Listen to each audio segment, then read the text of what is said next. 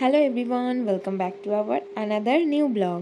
আজকে একটা রেসিপি করতে চলেছে। অনেক দিন ধরেই বাবা বাজার থেকে রুই মাছ এনেছিল। এবারে রুই মাছের ঠিক ঝাল বা কালিয়া এরকম কিছু খেতে ইচ্ছা করছে না, তাই মা একটা নতুন রেসিপি ট্রাই করছে।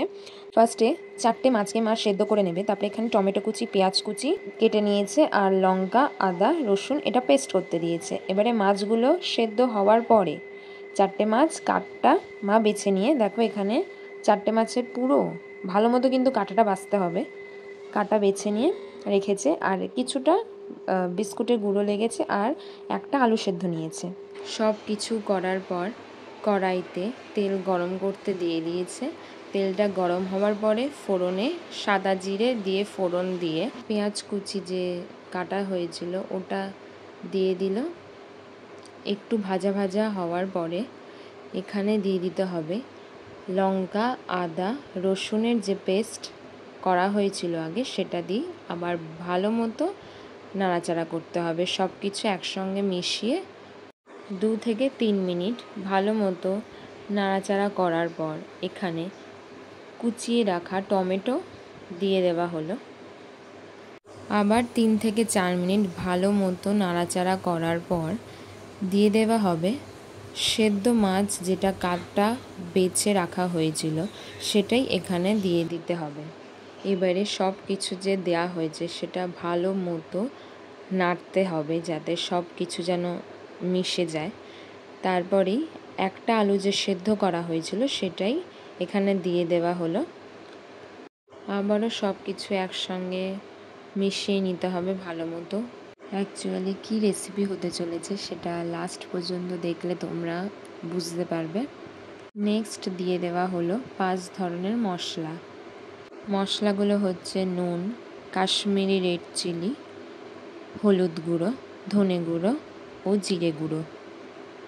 এরপরে হালকা নাড়াচাড়া করে দিয়ে দিতে হবে গরম মশলা। গরম মশলার পর দেয়া হবে চিনি আর সামান্য কিছু বেসন। প্রায় শেষের পথেই হয়ে এসেছে। এটা দেখে তোমরা বুঝতেই পারছো একটা পুর টাইপের করা হয়েছে। পুরটা অলমোস্ট ডান হয়ে গেছে। এবার দেখো এটা পুরটাকে ঠান্ডা করতে দেওয়া হয়েছে।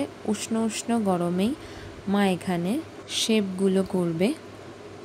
দেখো মা এখানে প্রত্যেকটা কিভাবে শেপ করছে সেটাই তোমাদের পুরোটা আমি দেখাচ্ছি ভিডিওর মাধ্যমে। টোটাল আমাদের 4টে মাছে হয়েছে 11টা চপের মতো। আরেকটা জায়গাতে 2টো ডিম ফেটিয়ে ভালো মতো ফেটিয়ে নিতে হবে, তারপরেই করা হবে আসল কাজটা। এবারে কিভাবে চপটা তৈরি হয় সেই পদ্ধতি তোমাদের সঙ্গে শেয়ার করছি। একটা এদিকে মা দেখিয়ে দিয়েছে কিভাবে করতে হবে, কোটিং প্লাস যাবতীয় সব তোমরা এখানে দেখতে পাবে। দেখো এই বলে মায়ের হয়েও গেল সব চপ বানানো। এবারে তেল গরম করে একে একে মা ভাজতে দেবে। প্রথমেই মা 3-4টে দিয়ে দেখছে যে ভাজতে পারছে নাকি, কারণ ফার্স্ট টাইম মা এরকম একটা রেসিপি করছে নিজের থেকে।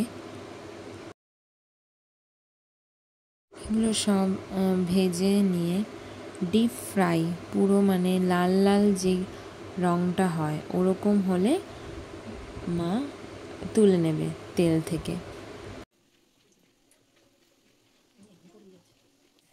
দেখো কি সুন্দর দেখতে লাগছে। ফাইনালি লাল লাল করে ভেজে মা এখানে তুলে নিচ্ছে। এইভাবে আরও যটা চপ আছে সেগুলোও এইভাবে ভেজে নেবে। এবারে ফাইনাল লুক তোমাদের সঙ্গে শেয়ার করছি।